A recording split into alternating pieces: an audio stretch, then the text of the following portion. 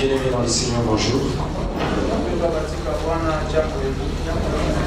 Nous bénissons le Seigneur à ce qu'il nous accorde encore ce matin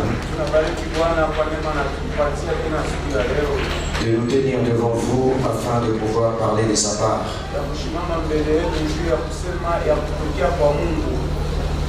Nous réitérons nos remerciements à l'égard du pasteur Joey pour la confiance qu'il nous a faite en nous invitant dans ces grands moments de prière. Nous disons merci à toute l'équipe des serviteurs et des servantes, ainsi que les organisateurs de ces moments précieux que nous sommes en train de passer, pour la confiance que vous nous avez aussi témoignée et pour l'amour que vous avez porté à notre personne. Nous vous disons également merci pour tout ce qui est là ce matin. Vous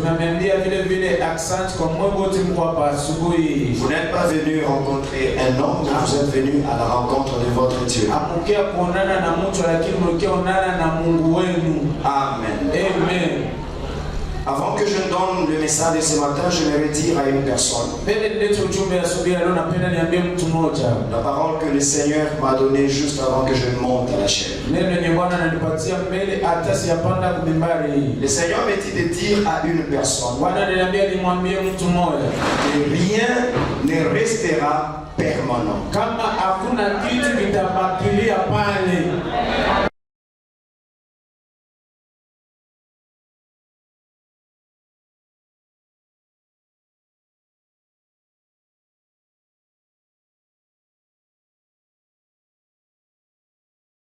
Aucune situation, quelle qu'elle soit, restera permanente. Tu peux te tenir debout. Parle à cette situation. Tu lui dis, toi situation, qui que tu sois, quel que soit ton poids sur moi, quel que soit ce que tu as détruit, quel que soit ce que tu as enlevé, je t'informe ce matin que tu ne resteras pas permanent. Commence à parler à cette situation-là. Parle à cette situation. Elle ne restera pas permanente. Elle est appelée à partir. Elle est appelée à disparaître. Elle est appelée à arriver à sa fin.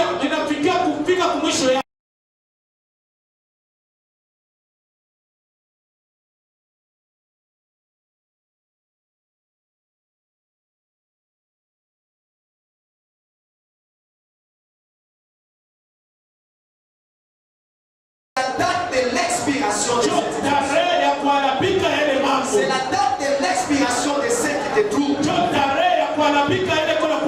la date de l'expiration de ce qui te perturbe. Parle à cette situation. Tu ne resteras pas permanent. Toi maladie, tu ne resteras pas permanent. Toi pauvreté, tu ne resteras pas permanent. Toi petitesse, tu ne resteras pas permanent. Toi humiliation, tu ne resteras pas permanent. Toi honte, tu ne resteras pas permanent. Toi stérilité,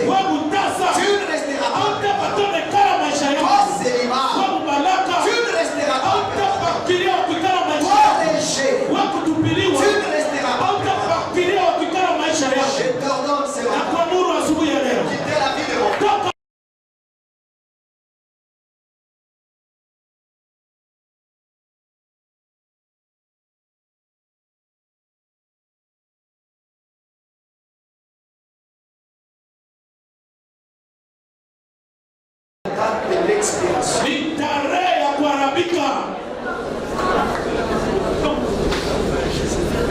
Si Dieu l'a fait une fois, Kama Mungu alitendaka mara moja, il le fera. atatenda. Je vous entends pas. Simisikie. Ceux qui ont été là en semaine, Pale alikuwa kule mjuma. ils connaissent de quoi je parle. Banajua niko nasema. Si Dieu l'a fait une fois, Mungu alitenda mara moja. il le fera encore, encore et encore. Atatenda tena tena atatenda Si tena il l'a atatenda. fait une fois, Kama Mungu alitenda mara moja, est-ce qu'on peut acclamer le Seigneur? washangilie Bwana. Amen. Amen. Bien-aimés, depuis le vendredi, nous avons commencé à parler sur les sous-thèmes qui nous ont été donnés. Wapenda, tangia siku ya tano tulianza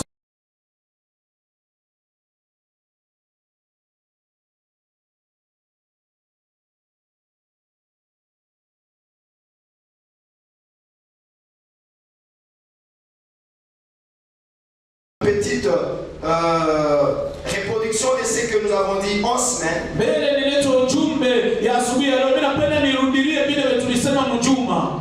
Le premier jour, le jeudi, nous avons voulu circonscrire les thèmes qui nous a été donnés dans cette grande retraite de prière. Na siku ya kwanza, siku ya ile, nipenda nisemezee juu ya kishina kubwa yalitupewa maandamano ya mwezi ya maombi. Nous avons dit que la prophétie qui était faite, elle était faite sur le territoire de Nephtali et de Zabulon. Nisema kama unabii ulipewa juu ya nchi ya Zabuloni na Neftalia. Et ceux qui étaient là comprennent que Zabulon et Nephtali jouissaient d'une promesse que Dieu avait faite. Na pale alikuwa pale wataelewa kama Neftalini na Zabuloni walikuwa nafurahikia ahadi ile Mungu aliwafanyia. Mais cependant, malgré la promesse, Na ingawa ahadi walipata, malgré les prophéties que Moïse et Jacob avaient fait sur ces territoires, ingawa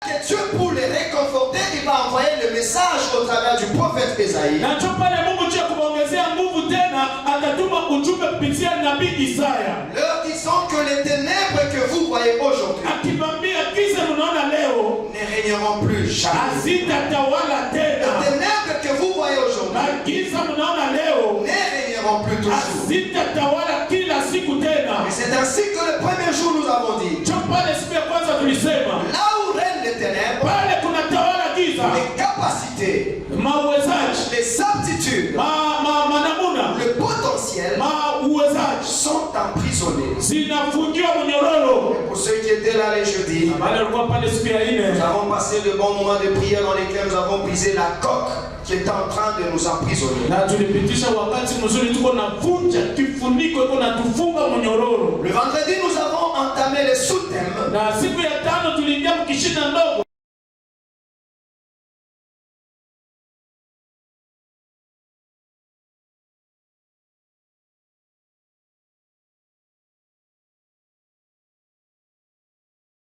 Que dans ces thèmes ou dans ces sujets qui nous a été donné, Na tulisema mwa kishina au mambo yanatupewa, l'enjeu principal c'était les règnes. mambo munene ilikuwa ni utawala. Les fils de Dieu apparus Mwana wa Mungu anakuya pour détruire les œuvres du diable. juu ya kubomola kazi za Nous shetani. avons commencé par voir que tout a commencé au ciel. Na tulianza kuona kama vyote vilianzia mbinguni. Là où le diable s'est levé, Pale kwenye shetani alilamuka avec pour objectif de se constituer un royaume, na shabaha ya kufanya ufalme yake, d'établir son règne. kuweka utawala wake. Mais à cause de cela, Lakini kwa sababu ya ile il y a eu guerre au ciel. kulikuwa vita mbinguni. D'une part, Satan avec son armée, Ngambo moja shetani na jeshi yake, d'autre part, Dieu avec son armée. ngambo ingine Mungu na jeshi yake. La Bible nous dit que le diable a été précipité. Na Biblia inasema shetani alitupiwa En étant précipité, akimfukuza. la Bible nous dit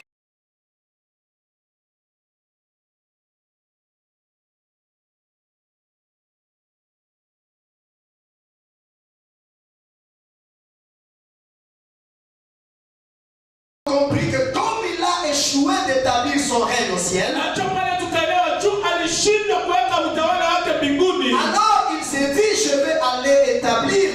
parmi les hommes. Et nous avons dit, lorsqu'il vient établir son règne, il a deux objectifs principaux. Le premier objectif, c'est de faire souffrir la race humaine. Et le deuxième objectif, c'est d'amener un plus grand nombre de gens en enfer. Mais pour atteindre ces objectifs, il y a des stratégies qu'il utilise. Et parmi ces stratégies, nous avons parlé de la stratégie de séparer Dieu avec l'homme. Dans cette stratégie, nous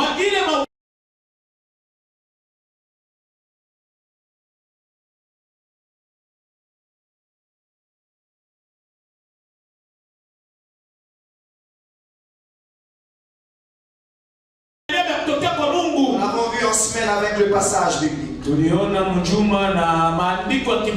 la deuxième stratégie, pour atteindre ces deux objectifs, c'est lui de faire souffrir et c'est lui d'amener beaucoup de gens en enfer. La deuxième stratégie, nous l'avons dit, qu'il procède par l'oppression. C'est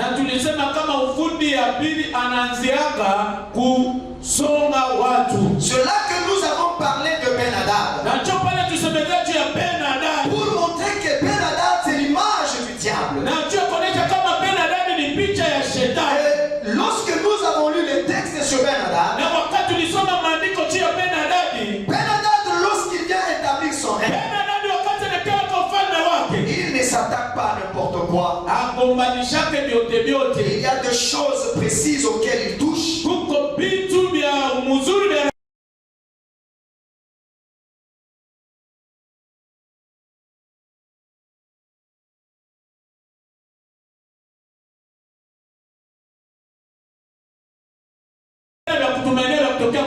C'est là que Ben-Hadad va envoyer le message au roi de Syrie pour lui dire, voici je suis en train de venir vers toi. Tes plus beaux enfants sont à moi. Tes femmes sont à moi. Ton or et ton argent sont à moi. Et je viens vers toi prendre tout ce qui est de plus précieux chez toi. Et ceux qui étaient là ont compris que par moment le diable, lorsqu'il s'attaque à une famille, il prend tout ce qui est précieux dans la famille. Je vous ai donné mon témoignage et j'ai dit dans ta famille, qu'est-ce que le diable a pris de précieux? Voilà un peu.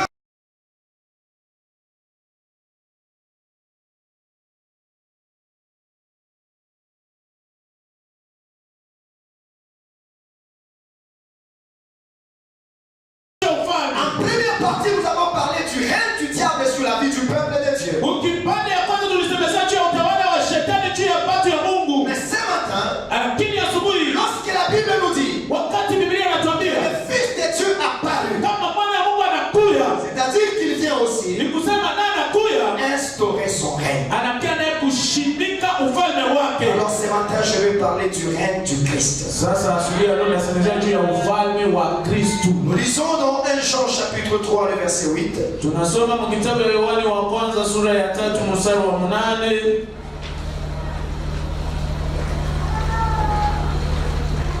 1 Jean chapitre 3 le verset 8. Matthieu chapitre 6 le verset 9 et 10. Ensuite nous allons lire 2 Samuel chapitre 6 le verset 1 à 12.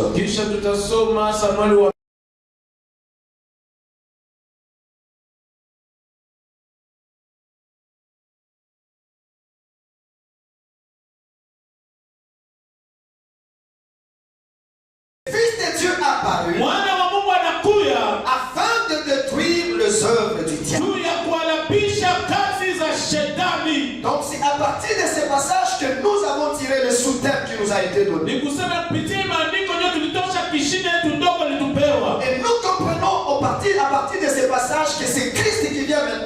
instaurer son règne. Et ce matin, je suis venu te dire ceci. Lorsque le règne de Dieu arrive dans la vie d'une personne, il y a des choses qui doivent se passer. Et c'est de ces choses-là que nous allons parler ce matin. Quand le règne de Dieu vient, qu'est-ce qui se passe? Qu'est-ce qui arrive? Lisons dans Matthieu chapitre 6,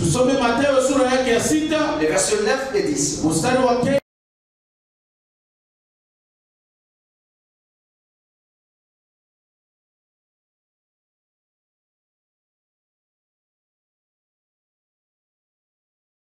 devez prier.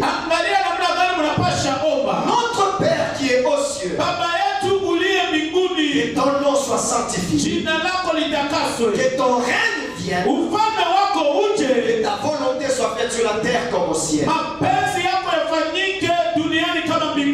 Amen. Amen. 2 Samuel chapitre 6. Nous lisons à partir du premier verset jusqu'au 12e verset. David rassembla encore toute l'élite d'Israël au nombre de 30 000 hommes. Et David, avec tout le peuple qui était auprès de lui, s'est mis en marche depuis Balé-Juda pour faire monter de là l'arche de Dieu, devant lesquels est invoqué le nom de l'Éternel des armées, qui réside entre les chérubins au-dessus de l'arche. Ils mirent sur un char neuf l'arche de Dieu. Et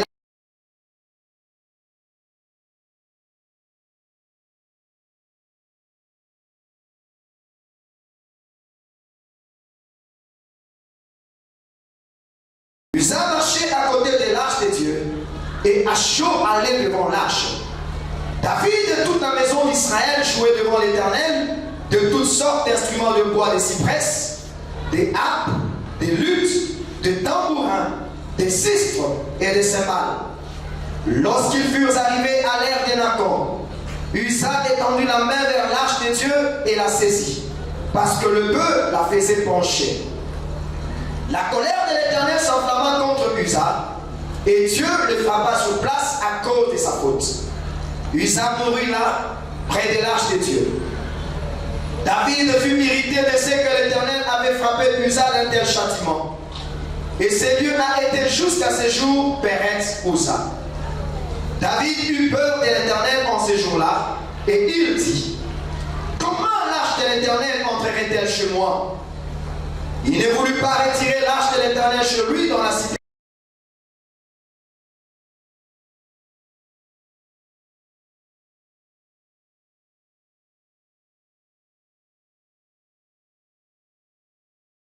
Obédédom et toute sa maison. On vint dire au roi David: l'Éternel a béni la maison d'Obédédom et tout ce qui est à lui, à cause de l'arche de Dieu. Et David s'est mis en route, et il fit monter l'arche de Dieu depuis la maison d'Obédédom jusqu'à la cité de David, au milieu de réjouissance. Amen. Bien-aimé, comme je l'ai dit, ce matin je vais parler du règne de Christ. Dans le passage de Matthieu, c'est Christ qui est en train de nous enseigner comment nous devons prier. Mais dans sa prière, il ouvre une parenthèse pour leur dire: lorsque vous devez prier, demandez à ce que le règne de Dieu vienne. Ici, je vais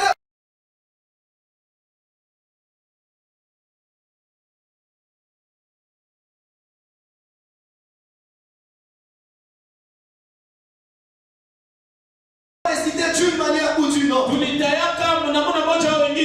en soi, la prière de notre Père, c'est une leçon sur les processus de la prière. Peut-être le Seigneur nous donnera le temps, nous verrons ces processus-là. Et quand vous méditez sur cette prière, c'est comme quelqu'un qui est en train de monter des escaliers. Vous ne pouvez pas arriver à un niveau supérieur de la prière de notre Père si vous n'avez pas atteint le premier niveau. Alors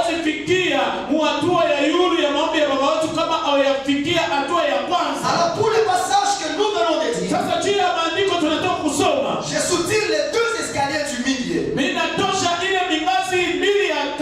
Christ dit, voici comment vous devez prier.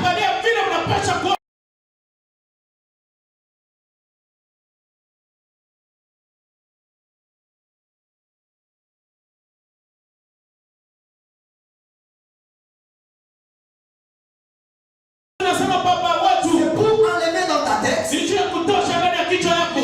d'un Dieu lointain, l'idée d'un Dieu qui punit, mais il veut placer en toi l'idée d'un Dieu qui est aussi un Père. Qui veut dire que lorsque je dois m'approcher de lui, j'ai cette ferme assurance que c'est mon Père. Après il dit ceci, que ton nom soit sanctifié. Je ne vais pas parler de ça. Ensuite il ajoute que ton règne vienne et que ta volonté soit faite. En d'autres termes, la volonté de Dieu ne peut pas se faire dans ta vie tant que son règne ne s'est pas encore accompli.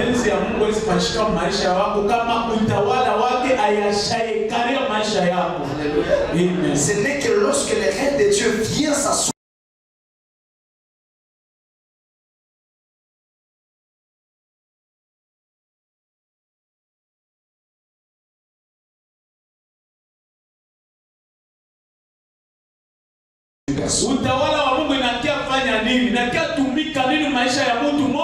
Partant de ces passages que nous venons de lire, nous comprenons que lorsque Dieu descend dans la vie d'une personne,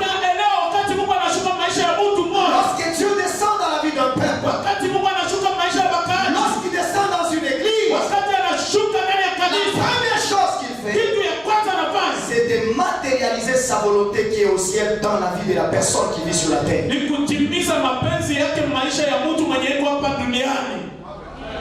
Là où tu es, au ciel, Dieu a une volonté concernant ta vie. Dieu a une volonté concernant cette église. Et la volonté de Dieu, lorsque nous entrons dans le livre de Genèse, lors de la création, Dieu dit, créons l'homme à notre image.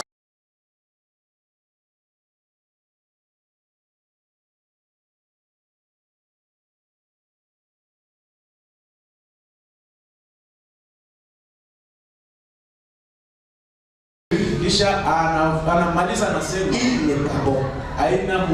C'est-à-dire, la volonté de Dieu pour une personne. Dieu veut ce qu'il y a de meilleur pour toi. Dieu veut ce qu'il y a de bon pour toi. Dieu veut ce qu'il y a de précieux pour toi. Quand Dieu te regarde, ton état là ne le pleut pas. Par moment tu te dis, Dieu ne me voit pas, Dieu ne m'entend pas. Je vais dire à quelqu'un, le silence de Dieu pour ton cas n'est pas un silence. Parce que je parle à quelqu'un. Adam était dans les jardins. Il pouvait se plaindre. Il pouvait regretter du fait qu'il était.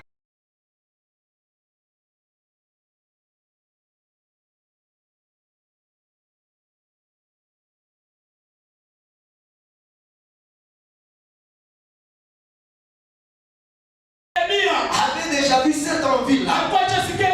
C'est pour te dire, Dieu connaît ton désir. Dieu connaît ton envie. Dieu connaît ce de quoi tu as besoin. Alors Adam était là, pouvant se plaindre.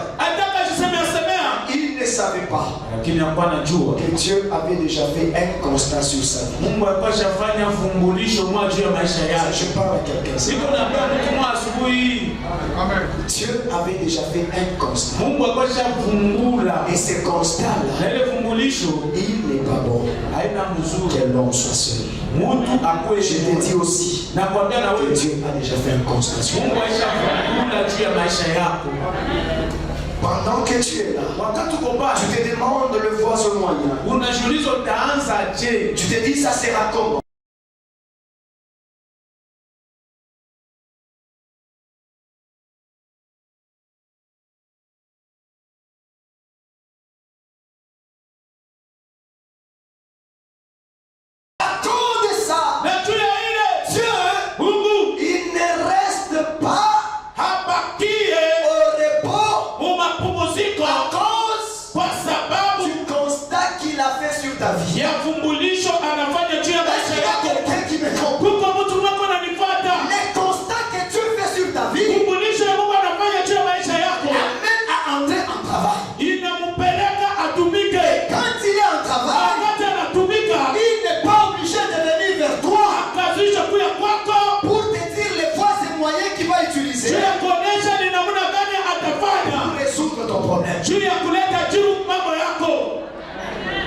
Mais écoutez la stratégie de Dieu.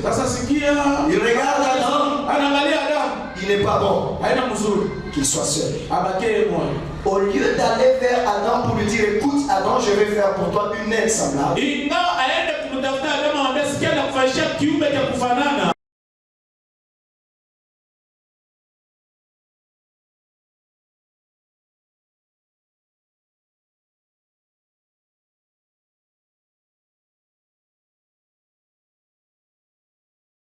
Lui-même, il avait un besoin non satisfait. Pendant qu'il travaillait, il avait des problèmes auxquels il ne trouvait pas solution.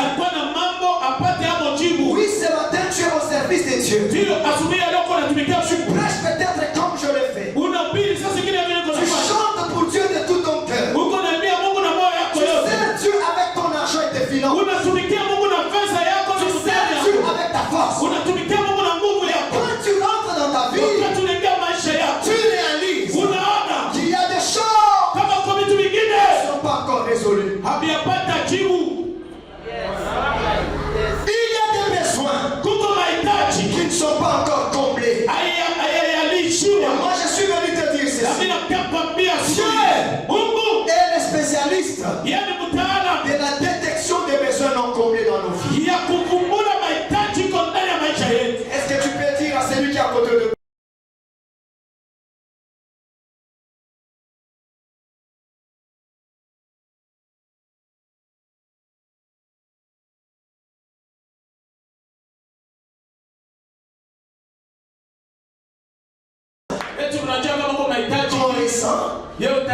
Mais on n'a pas le mot qu'il faut pour les exprimer.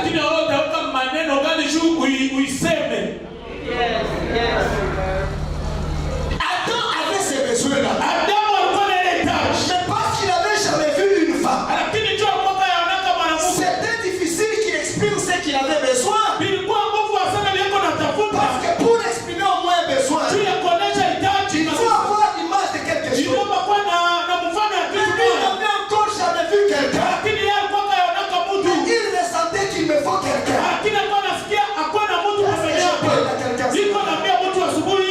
Oui, dans ton cœur, il y a des besoins non comblés. Par moment, c'est difficile à exprimer cela. Je suis venu te dire que Dieu que je prêche, il est le spécialiste de la détection.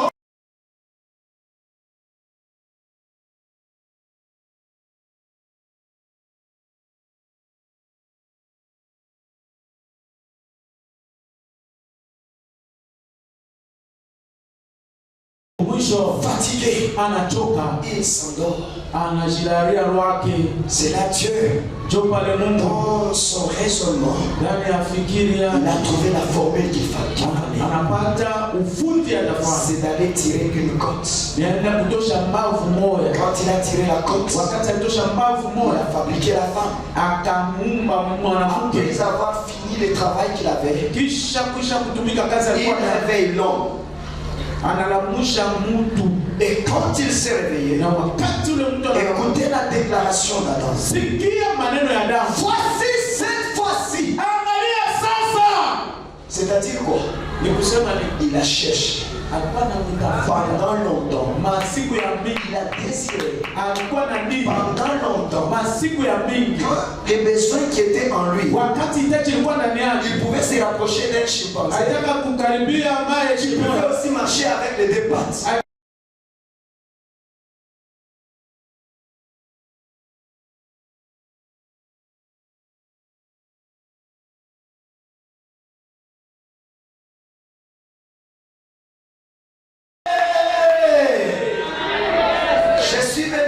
Ceci. Dieu, il est celui qui, lorsqu'il fait quelque chose pour toi, quand tu ouvres les yeux, c'est comme si tu rêves. En réalité, tu ne rêves pas. C'est la vérité. Notre Dieu est le spécialiste. Quand il veut répondre à ton besoin, il ne le répond pas à ta manière. Il connaît ce qu'il te faut réellement.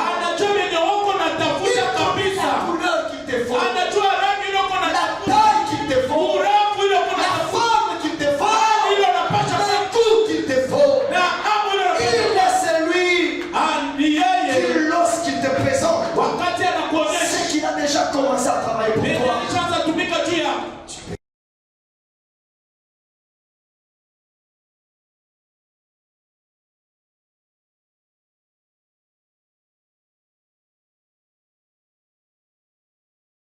Désir du cœur de l'homme. Vous savez, par moments nous témoignons Dieu pour de grandes choses qu'il a fait dans notre vie. Il y a aussi des petites choses que Dieu fait jour après jour dans notre vie. J'ai traversé des moments compliqués dans ma vie. Manger, c'était compliqué. S'habiller, n'en parlons pas. Il m'est arrivé un moment de chercher un deuil. Pas pour aller consoler les gens qui sont dans les deuils, mais pour aller dormir là où il y a des gens afin que j'ai la protection.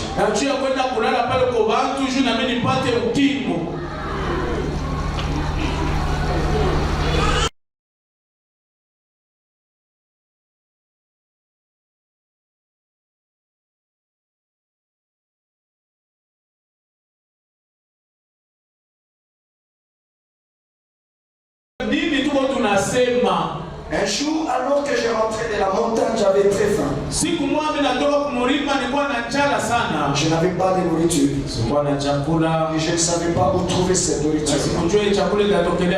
Mais comme je vous ai dit, les reins de Dieu, lorsqu'il vient, il sait détecter les désirs qui sont. Alors au bas de la montagne, c'était la route Kasumbalesa. J'avais envie de manger un poulet. Je me suis dit tout simplement, j'ai envie de manger un poulet. Mais je ne savais pas comment avoir ce poulet. Je suis rentré à la maison. La petite pièce que j'avais, j'entre là, je dors. Vers 15 heures, un ami vient me visiter.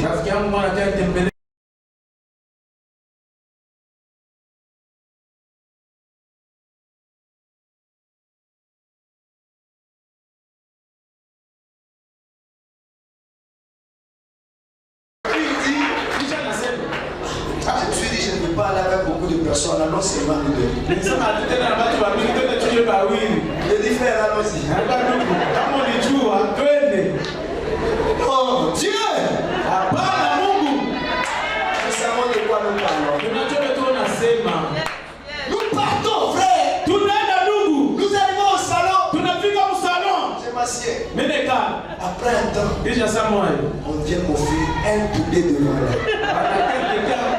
Au lieu de manger, j'ai commencé à rire.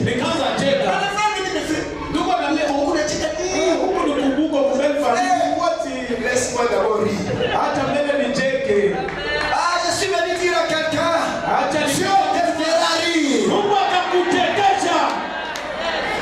Rien n'est permanent. À côté de toi, rien n'est permanent.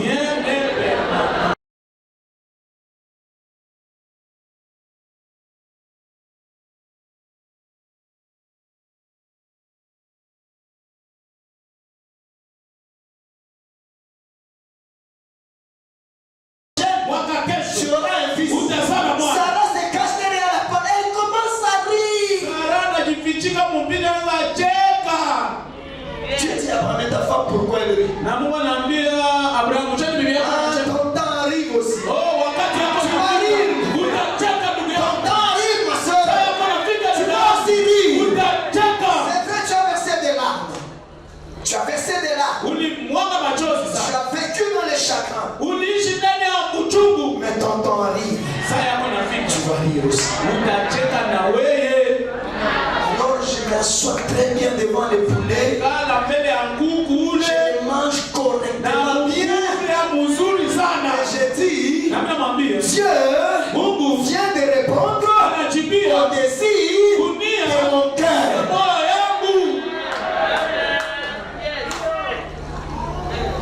Est-ce qu'il y a quelqu'un qui me comprend?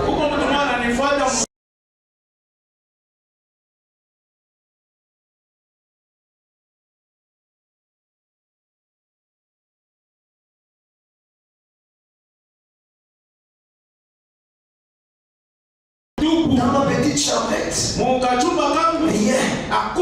Les vendredis, le soir, je me décourage. Je dis, Seigneur, je te sers, mais je suis vide dans les poches. Demain matin, je ne veux pas aller au culte.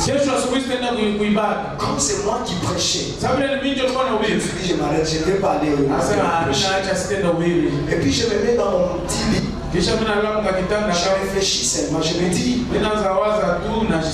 si seulement je peux avoir $500 maintenant, ça peut m'aider.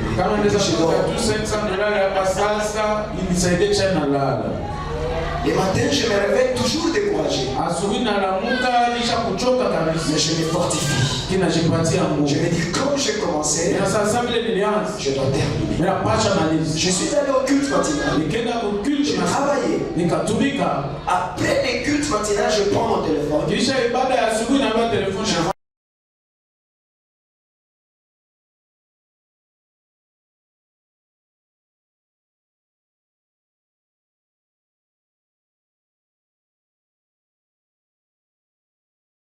Me dit, est-ce que tu peux passer à mon bureau avant d'aller à la montagne?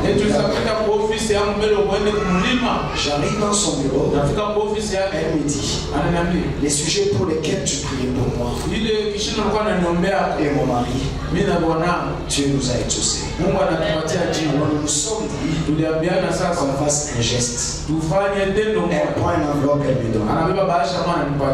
Ça passe même, je vous ai dit, il y a des choses, tu trembles dedans, mais à l'extérieur, tu dis comme tout. C'est que Dieu dit ça. Il y a des choses que Dieu fait pour toi. Tu as l'impression de sauter. Tu as l'impression de crier. Parce que tu dois te maintenir devant la personne. Tremble dedans. Mais à l'extérieur, dis-toi que tu comme tout. Je vous ai fait rire avec ce pasteur-là, on lui donne.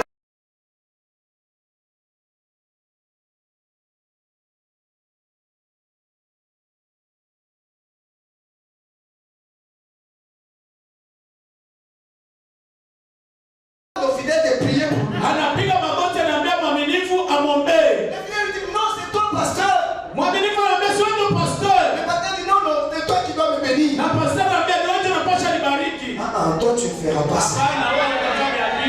Même si tu trembles là-dedans, maîtrise-toi. Alors, je me maîtrise dans son bureau là. J'ai appris pour elle. Je sors de son bureau. C'est C'est là que j'ouvre l'enveloppe. Des billets verts. Je compte $500. Ce que j'avais désiré à la veille, le matin Dieu me le donne. Sans que je me mette à genoux pour lui dire donne-moi. C'est pour dire, kama unamwikalisha Mungu mzuri kwa maisha yako,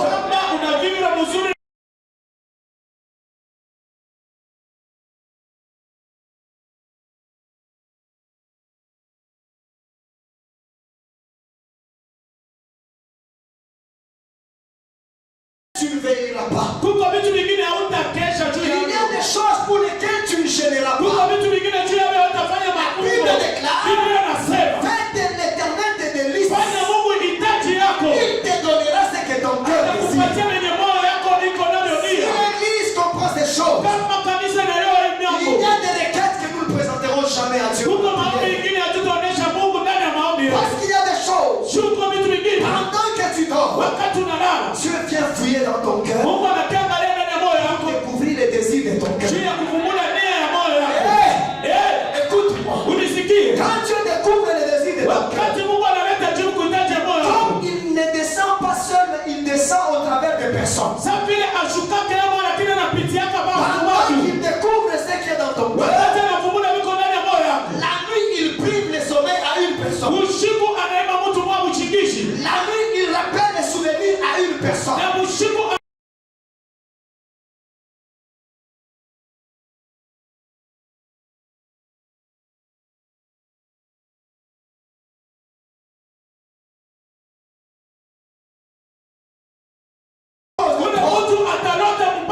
Personne manque la tranquillité à cause de toi.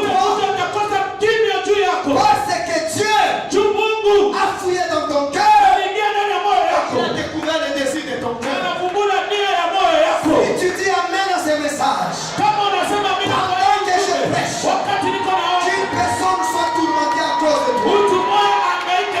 Pendant que je prêche, que ton nom pèse dans la tête d'une personne. Pendant que je prêche, une personne se rappelle de toi. Pendant que je prêche, une personne se souvient de toi. Pendant que je prêche, une personne te cherche.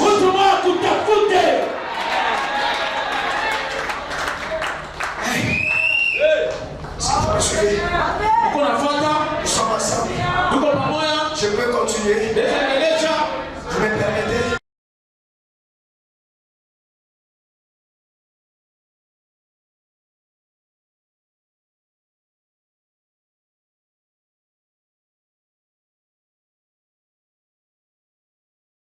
Quand il vient, c'est pour résoudre les désirs qui sont dans nos cœurs. Il y a des requêtes que nous ne savons pas comment exprimer. Et la Bible dit clairement, et nous-mêmes nous ne savons pas prier. Mais le Saint-Esprit c'est-à-dire qu'il y a des choses que nous n'avons pas le mot qu'il faut dans la prière. Mais quand Dieu fouille nos cœurs, il découvre ces choses et il nous restaure.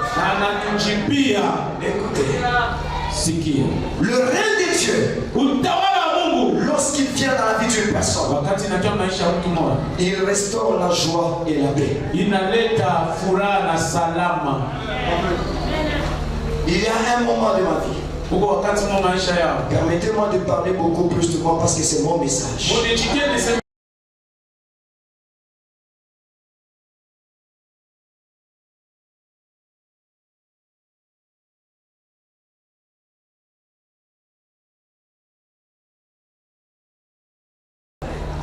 Maman Virginie est là. À un certain moment, je m'étais mis en prière. J'ai dit à Dieu ceci. Seigneur, j'entends parler de la joie. Mais je ne connais pas ce que c'est la joie. Je n'ai jamais expérimenté la joie. Je ne fournissais pas des efforts pour que cela se transparaisse sur mon visage. Mais ce qui est vrai, je n'avais jamais expérimenté le mot joie. Je le lisais dans les dictionnaires. Je l'entendais quand on en parlait. Mais ma vie, depuis mon enfance, jusqu'à l'âge que j'avais, la joie était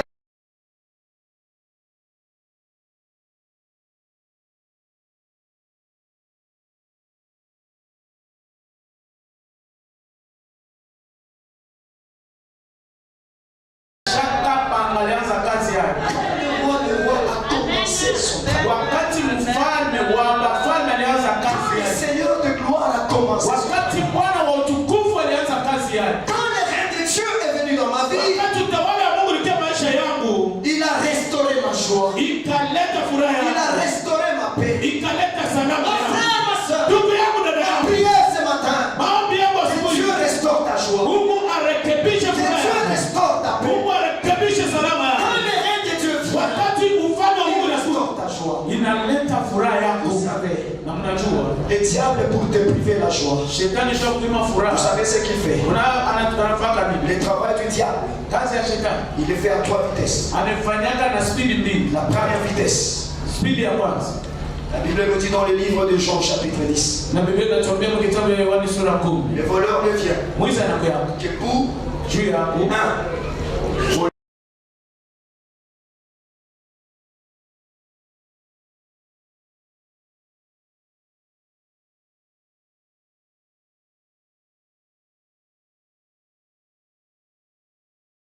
il vient te voler tout ce qui te procure la paix.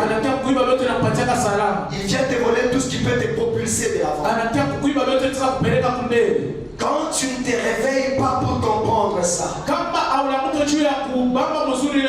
il monte au 2e escalier. Une destruction.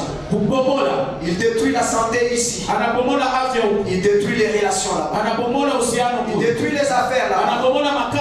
Il détruit les partenaires là-bas. Si tu ne comprends pas, il monte à la 3e dimension. Là c'est de tuer maintenant. Mais la bonne nouvelle que je t'annonce, quand le rein de Dieu vient, c'est pour restaurer ce que tu as fait. C'est pour te restituer ce qu'il a pris. La Bible déclare dans le livre d'Ésaïe au chapitre 49, la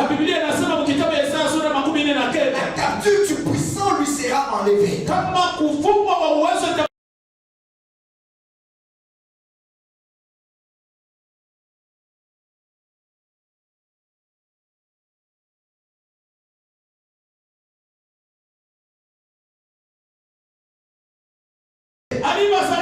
Christ est venu, il m'a restitué la paix. C'est pourquoi je le dis encore. Parce qu'il l'a fait une fois, il le fera encore. Encore et encore. S'il ne fût qu'une fois, il m'a fait rire. Si maintenant là je verse des larmes, parce qu'au moins j'ai déjà ri une fois, je vais rire encore. Je vais rire encore. Je vais rire encore. Parce qu'il a fait une fois, il le fera encore. Encore et encore.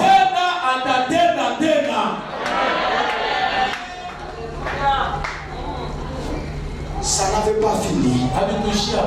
Il a restauré ma joie. Ce que le diable avait pris.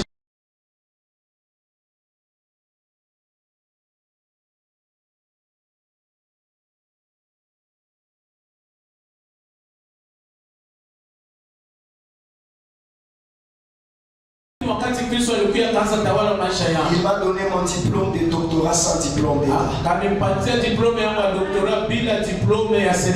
Ceux qui étaient là comprennent de quoi je parle.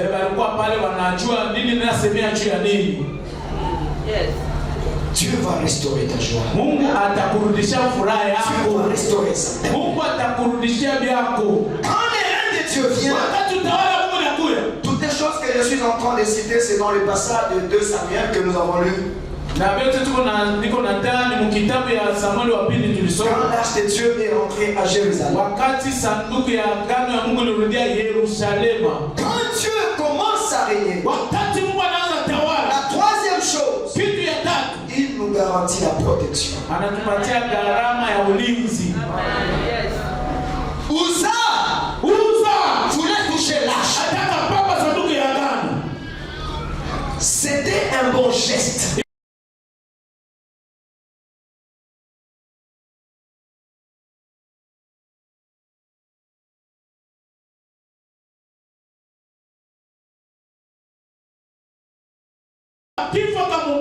Mon frère, ma soeur, si tu fais asseoir Dieu comme il faut dans ta vie, tu seras intouchable. Quiconque voudra te toucher, il en paiera sa prix. Il en paiera sa taxe. La Bible déclare que Dieu, lorsqu'il nous regarde, nous ses enfants, nous sommes comme la prunelle de son œil. Quand vous pouvez nous toucher, c'est comme s'il veut pointer son doigt dans l'œil de Dieu. Qui est-ce qui peut toucher l'œil de Dieu et rester intact? Si tu fais asseoir Dieu à sa place, aucun sorcier ne te touchera. Aucun occultiste ne te touchera. Aucun marabout.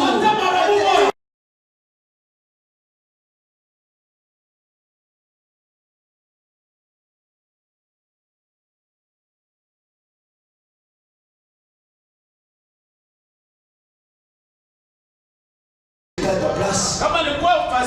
J'allais chanter. Les reins de Dieu garantit la protection. Ce qui fait qu'il y a des moments, je peux dormir sans prier. Ma vie ne dépend pas de la prière du moment. Ce n'est pas parce que j'ai prié avant de dormir que le sorcier ne me touchera pas.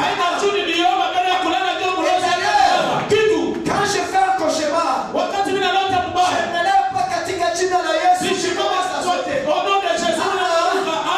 réveille. Je dis tout simplement, tu as osé. Viens. Et je dors.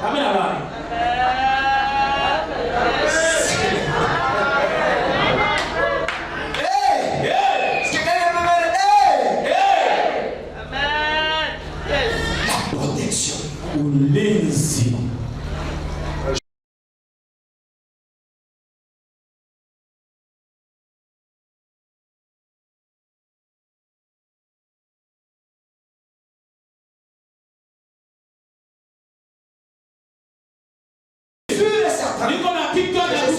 Intouchable. Est-ce que tu peux dire aussi que je suis intouchable? Je suis intouchable. La quatrième chose. Vous me permettez de continuer? De toutes les façons, c'est ma dernière journée aujourd'hui. Alléluia.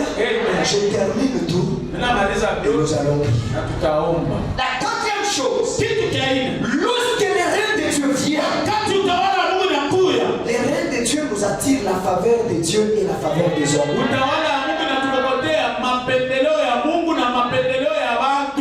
Écoutez, cet homme Obed-Edom habitait un coin reculé.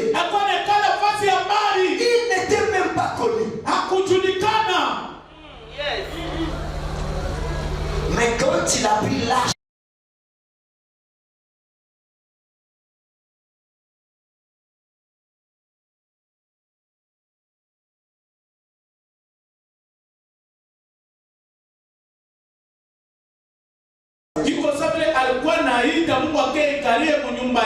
la Bible déclare, moi c'était beaucoup. On a commencé à parler d'Obed-Edom. La gloire de Dieu dans ta vie fera en sorte qu'on parle de toi. Je vais y arriver. Je vais y arriver. Lorsque je vais parler de ton nom. Mais ici, je me dis que quand les règnes de Dieu viennent dans la vie d'une personne, les règnes de Dieu attirent la faveur de Dieu et la faveur des hommes. C'est vrai. En d'autres termes, quand Dieu t'agrée, il fera en sorte que les hommes t'agréent. Mais quand tu cherches à ce que les hommes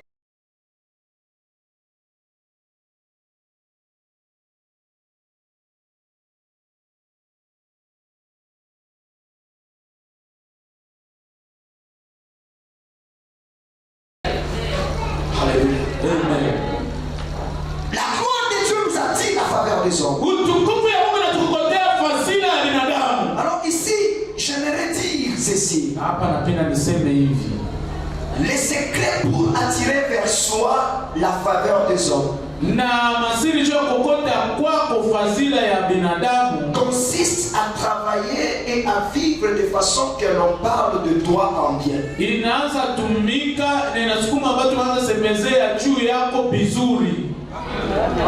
Je réponds. Les secrets pour attirer la faveur des hommes consiste à travailler et à vivre de sorte que quand on parle de toi, on parle de toi en bien.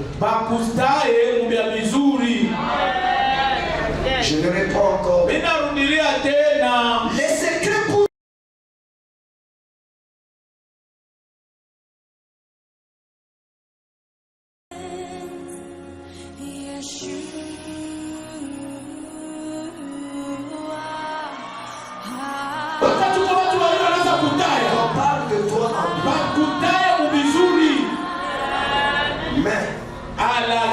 quel que soit ce que tu feras, tout le monde ne dira jamais du bien de toi.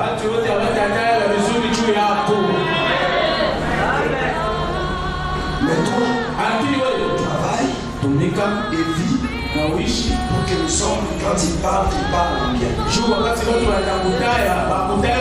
Mais tout en sachant, et quel que soit ce que je peux faire, ce n'est pas tout le monde qui dira du bien de moi.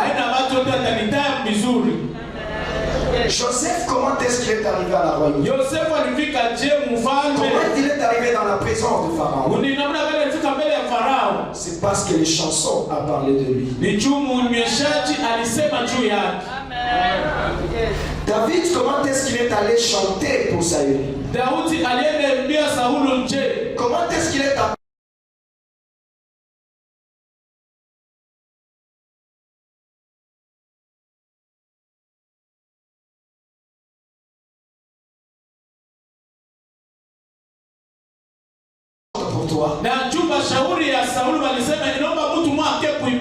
Quelqu'un se lève et dit je connais David.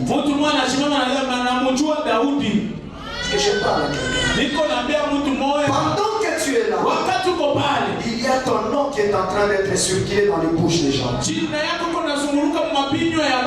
le secret de ta faveur consiste en sorte que la personne qui parle de toi, qu'elle parle de toi en bien. Mon frère, ma soeur, j'ouvre une parenthèse pour dire ceci. Les études ont démontré que ton diplôme d'université te donne la chance de réussir dans la vie à 25%. Mais les 75% de réussite dans la vie dépend des types de relations.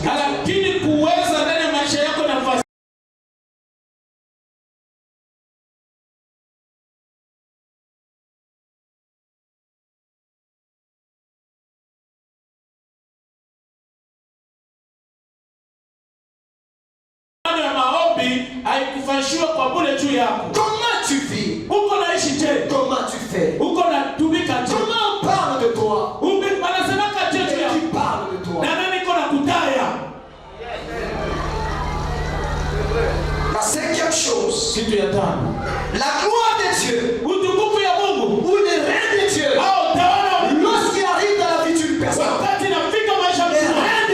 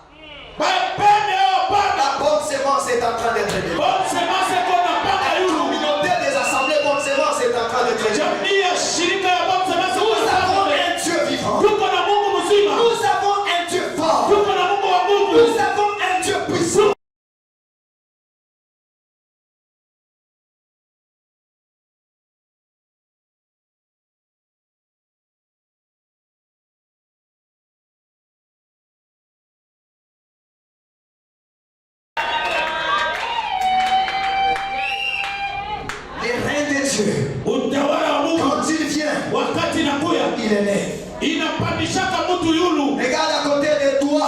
Si la personne qui est là ne me voit pas tel que je suis. Bientôt là, tu vas me chercher. Écoute. Tu ne connais pas la personne qui est à côté de toi demain, sera qui? C'est avantageux pour toi de lier des relations maintenant.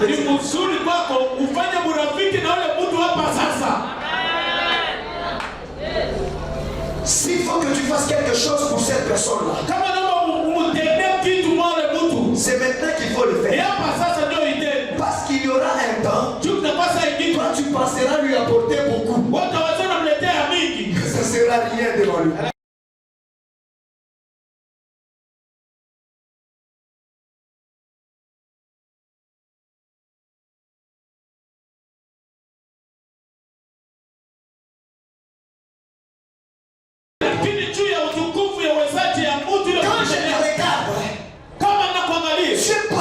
Une personne dangereuse pour le monde éternel. Quand je te regarde, tu es potentiellement une personne glorieuse dans ce monde et dans l'éternité. Ce qui veut dire la gloire de Dieu, elle est en route avant de venir vers toi.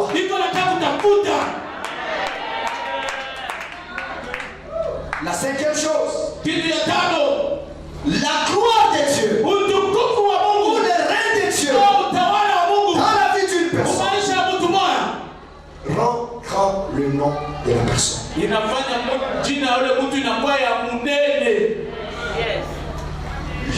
de Dieu, quand il arrive, il fera en sorte que ton nom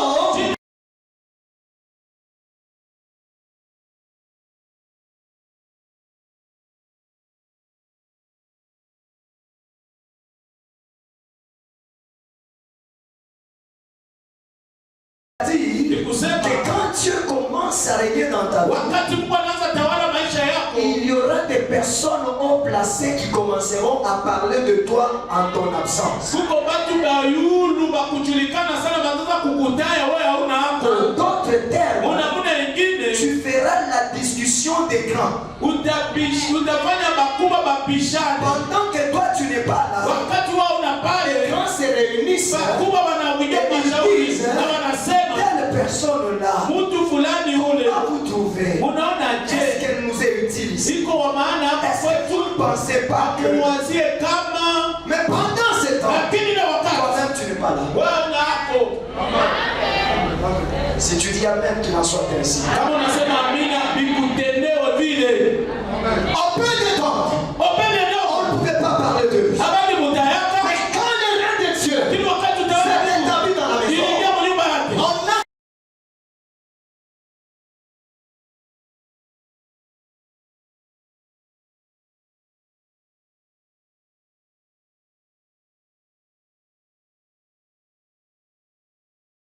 à la présidence, on parlera de toi. À la primature, on parlera de toi. Au gouvernorat, on parlera de toi. À la tête de la province, on parlera de toi. S'il y a quelqu'un qui comprend, dis ça c'est pour moi. Ça c'est pour moi. On parlera de moi.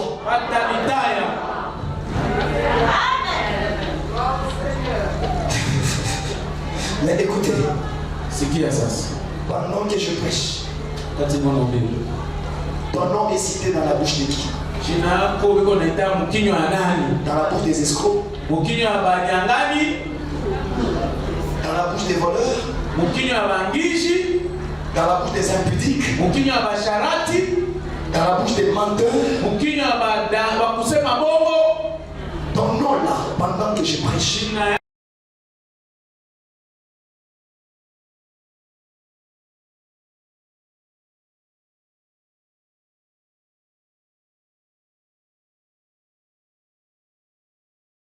dit ceci, travail et vie.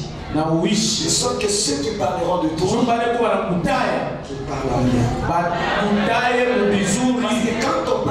toi en bien, Juu wakati watakutana vitu vizuri, ton nom finira par entrer chez le roi. jina yako itafikia kuingia kwa mfalme. Là où il y a des recommandations qui se fait, toi tu n'auras aucune recommandation. Pale batakuwa kuna manatuma watu wengine wabebe. Là où il y a des parapluies qui sont là pour te protéger. Pale kuokoma mivuli itakuwa pale juu ya kulinda.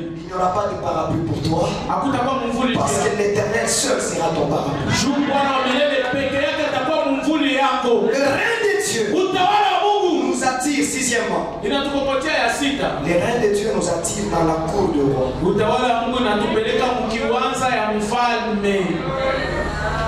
Alléluia. Amen. Le règne de Dieu Utawala wa nous Mungu attire dans la cour de roi. inatupeleka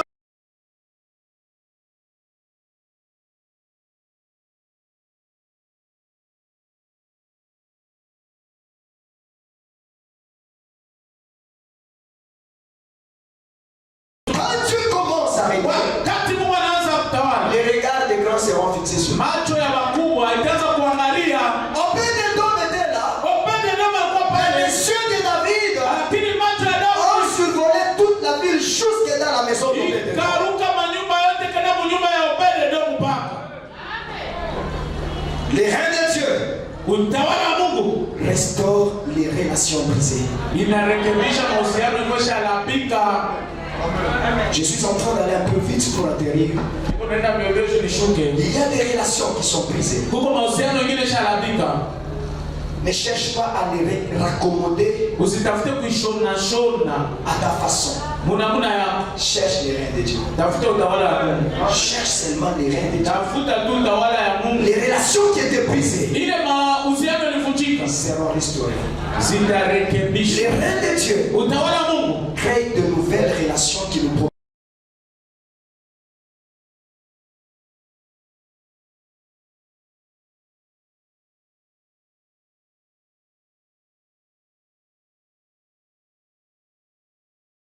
Que ta destinée soit juu maisha yako kesho ionekane. qu'on se le dise clairement. Tuambiane tu vya kweli. Il n'y a personne qui vole de ses propres ailes. Hakuna mtu anarukaka na mabawa yake. Nous tous, nous commençons toujours à partir d'une personne. Sio wote tunaanza kupitia mtu mmoja.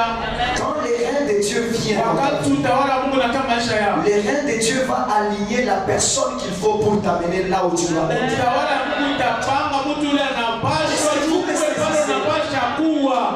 Tu dois arriver quelque part. Unapasha fika basi Tu moja. dois t'asseoir quelque part. Unapasha kaa nafasi Tu dois moja. entrer dans une maison. Unapasha ingia ndani ya nyumba moja. Pour y arriver, Lakini juu ya kufika il hapo faut qu'il y ait une personne. inaomba kuwa mtu mmoja. Et quand les reins de Dieu Na wakati utawala wa Mungu les reins de Dieu utawala wa Mungu vont aligner, itapanga c'est pas une personne, kama ina mtu mmoja. une série de personnes. Kipindi ya watu Quand tu vas les croiser, wakati wakutana ces nao personnes-là wale watu vont t'amener dans ta destinée. watakupeleka maisha yako ya kesho.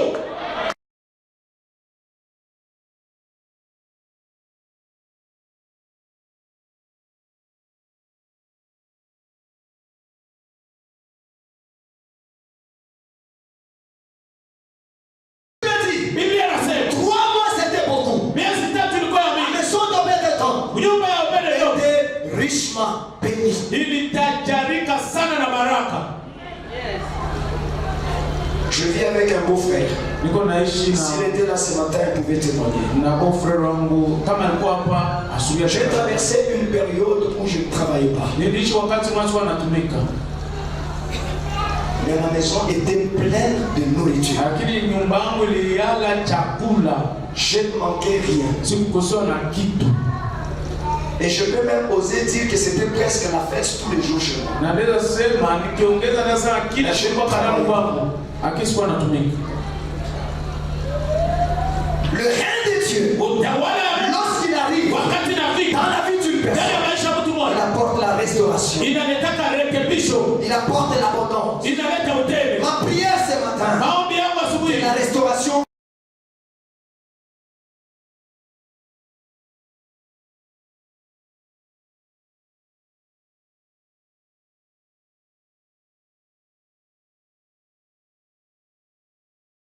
L'assurance de la réussite dans tout ce qu'on entreprend. inaleta ustarehe na hakikisho ya kuweza mpyoto unatumika sana vile kazi. Vous savez qu'il y a un fléau qui frappe les chrétiens. Unajua kama kupigwa mwana kufikia bana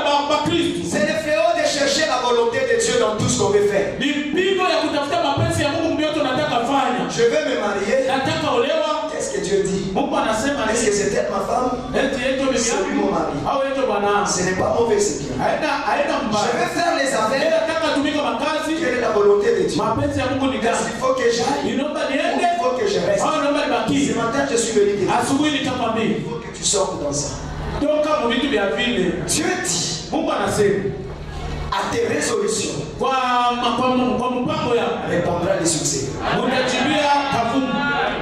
Est-ce qu'il y a quelqu'un qui me comprend? C'est-à-dire qu'il y a des moments où nous devons chercher la volonté de Dieu.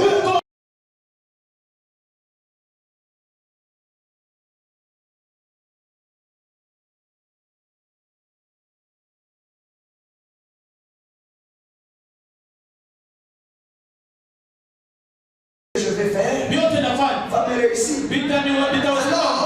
Alors, je n'ai pas besoin de passer du temps dans les veilleurs, d'aller chercher les prophètes, d'aller chercher les visions, d'aller chercher un boulot quelque part.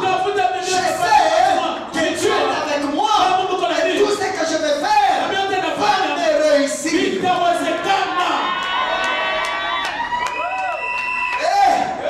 Tiens, c'est lui qui est à côté de toi. Tout ce que je vais faire va me réussir. Car Dieu est avec moi. Les règnes de Dieu apportent la stabilité et la garantie du succès dans tout ce que nous entreprenons. Il dit à Saül, lorsque Saül a croisé les prophètes Samuel,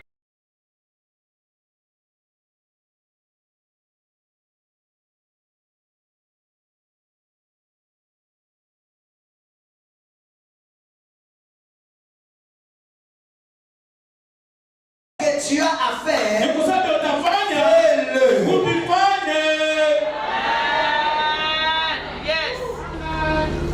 Le règne de Dieu nous apporte la garantie du succès. Dans ce que nous faisons, tu peux commencer à vendre le presse. Mais si Dieu est dans ces règnes-là, les presses vont briller. Tu peux commencer à vendre les cacahuètes. Si Dieu est dans ces cacahuètes, les choses soient attirées par les cacahuètes. Tu peux commencer petit. Et parce que Dieu est avec toi, tu finiras par être grand. Est-ce que je parle à quelqu'un? Pour terminer, les reins de Dieu changent les témoignages. Les reins de Dieu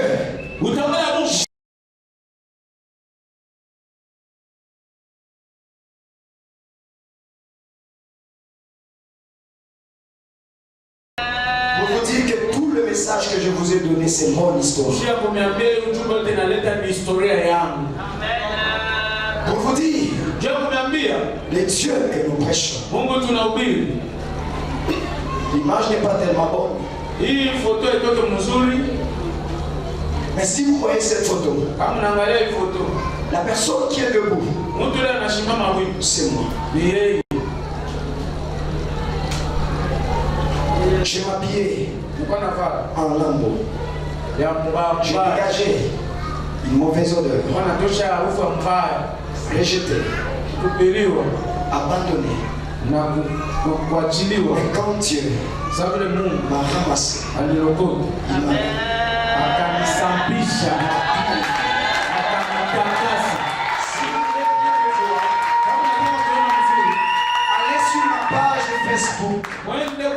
Facebook. Tapez Jean-Claude Kaboula. Vous verrez ça. Je sais de quoi je parle. Tout ce que je viens de vous dire, c'est ma vie. Ce n'est plus une honte pour moi de témoigner. Ce n'est plus une honte pour moi de vous montrer cette photo-là. Quand vous la verrez, vous la comparerez à la personne qui est devant vous aujourd'hui. Et vous verrez que c'est deux personnes différentes. Ça, c'est l'œuvre de Dieu. S'il a fait une fois, il le fera encore.